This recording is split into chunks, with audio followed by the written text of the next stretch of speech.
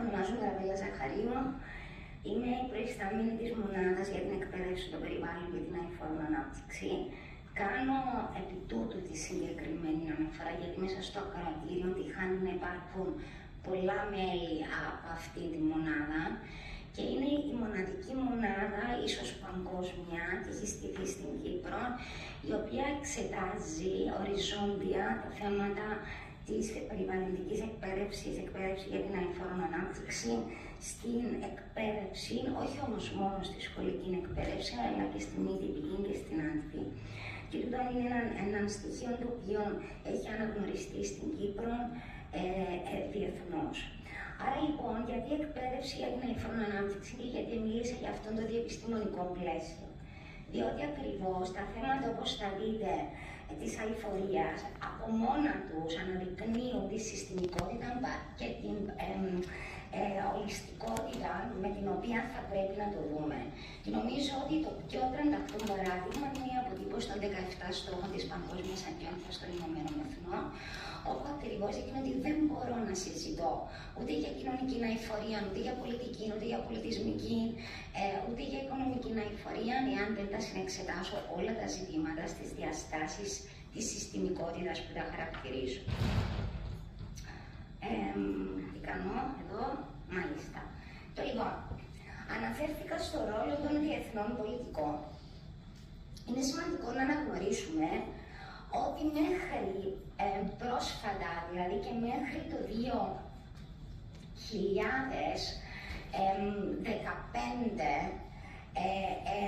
είχαμε μια κινητικότητα στα θέματα της εκπαίδευσης, αρχικά της περιβαλλοντικής εκπαίδευσης και στη συνέχεια της εκπαίδευσης για την αηφόρο ανάπτυξη, ξεκινώντας από τις μεγάλες διασκέψεις οι οποίες εφεμελίωσαν το πεδίο και το καθιέρωσαν ως επιστημονικό πεδίο, γιατί μέχρι τώρα ήταν μια τάση. Και ξεκινούμε από την εποχή, από τη δεκαετία του 70 με την Παγκόσμια Συνδιάσκεψη της Τυφλίδας, μετά προχωρούμε το 82 με την διάσκεψη στη Σερβία, ακολούθως έχουμε το 88 τη διάσκεψη στο Βελιγράδι, μετά πάμε το 92 στην Παγκόσμια Συνδιάσκεψη του Ρίο, μετά πάμε το 98, τώρα με την μορφή της Τυφλίδας που δεν θυμάμαι, στην Παγκόσμια Συνδιάσκεψη που έγινε στη Θεσσαλονίκη.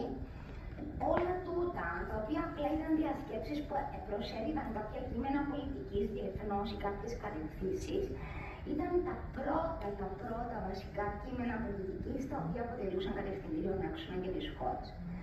Κοιτάξτε τι συμβαίνει τώρα.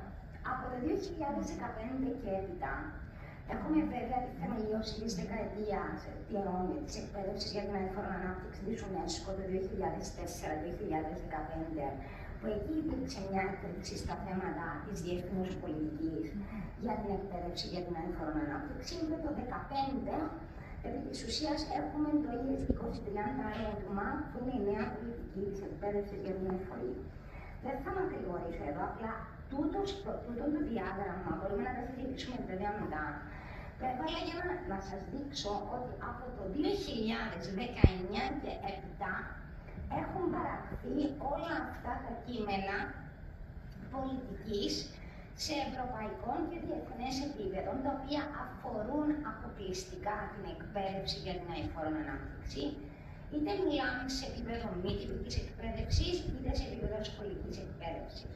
Το εντυπωσιακό με τα κείμενα αυτά, και κυρίως για την Ευρωπαϊκή Ένωση, γιατί πρέπει να το σημειώσω αυτό, ενώ η Ευρωπαϊκή Ένωση θεωρείται ότι είναι η ηγέτιδα ήπειρο σε ό,τι αφορά τα θέματα του πράσινου και της αηφορίας και με το περίφημο Green Deal, θα πρέπει να σας πω ότι στα θέματα της εκπαίδευσης ποτέ δεν ασχολήθηκε. Της εκπαίδευσης για το περιβάλλον και την αηφόρο ανάπτυξη. Και στην ουσία, οι κατευθυντήριοι άξονες για τις χώρες ήταν η UNESCO και η United Nations Economic Commission for Europe.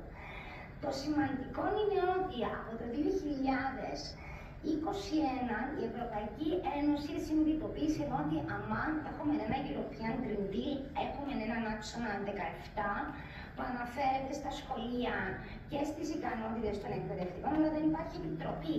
Δεν υπάρχει κανένα κείμενο που να καθοδηγεί τις χώρες. Βεβαίως, ο λόγος είναι πολύ συγκεκριμένος.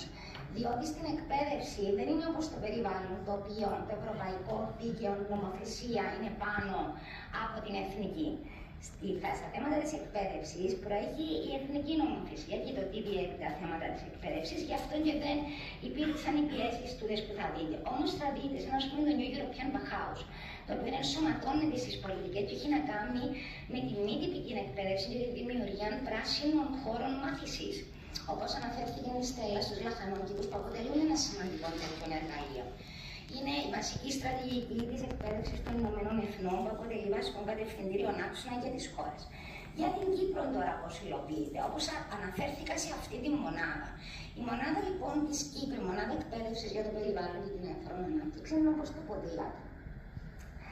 Ξεκινήσαμε το 2004, αλλά στην ουσία έχουμε θεσμοθετηθεί το 2018 και αυτονομηθήκαμε την πρώτη του 2024.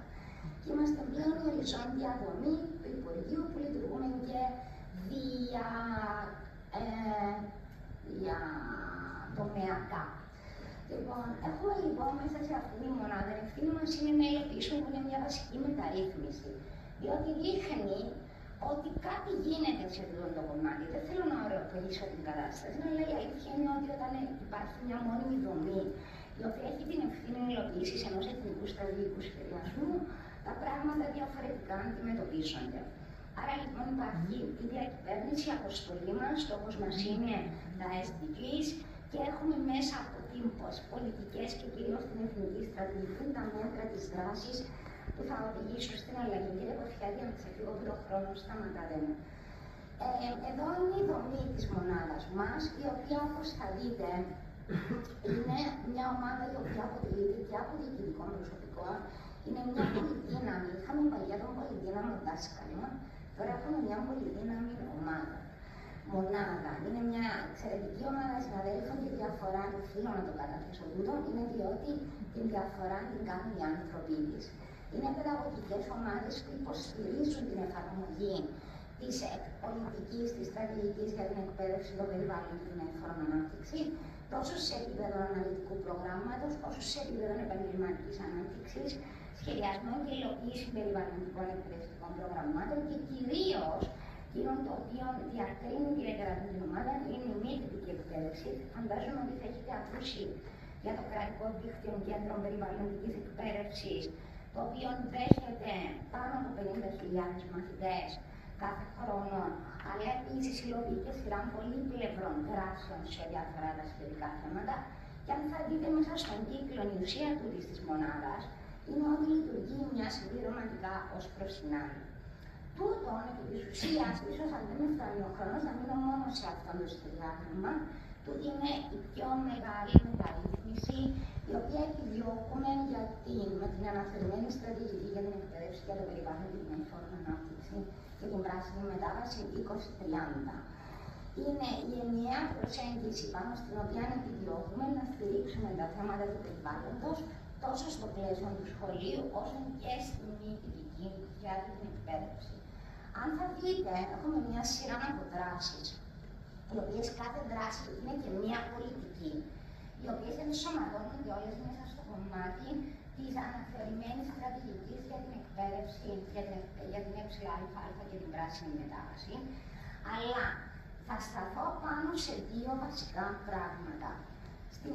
Σε μια μεγάλη αλλαγή η οποία συντελείται αυτή τη στιγμή στην Κύπρο. Το πρώτο είναι η αναθεώρηση των αναλυτικών προγραμμάτων για την εκπαίδευση, για το περιβάλλον και την εύθρον ανάπτυξη. Να κάνω μια μικρή διόρθωση. Δεν είναι μάθημα στο σχολείο, δεν είναι γνωστικό αντικείμενο. Τελειώσαμε, ωραία. Είναι το κομμάτι το οποίο έχει να κάνει με την διαθεματική αντιμετώπιση. Είναι στην δημοτική εκπαίδευση και στην προδημοτική. Εφαρμόζεται μέσα από 2 ώρα projects και στην δεύτερη και δεύτερη υπάρχει ένας επιπλέον χρόνος. Το πάρα πολύ σημαντικό που έχει γίνει είναι ακριβώς το ότι με πολιτική απόφαση αυτή τη στιγμή θα επεκταθεί ενιαία στη μέση κοινωνική εκπαίδευση, το αναλυτικό πρόγραμμα.